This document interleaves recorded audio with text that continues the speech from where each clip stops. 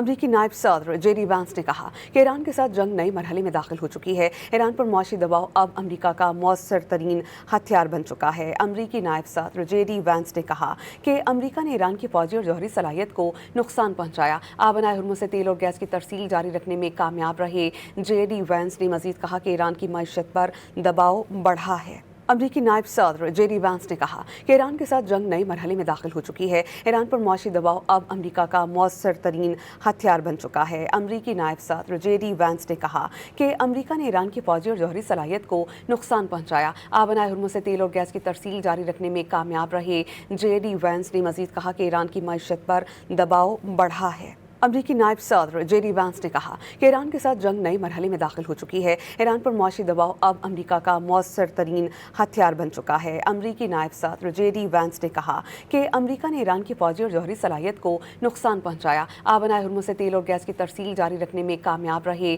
J D Venice نے مزید کہا کہ ایران کی معیشت پر دباؤ بڑھا ہے۔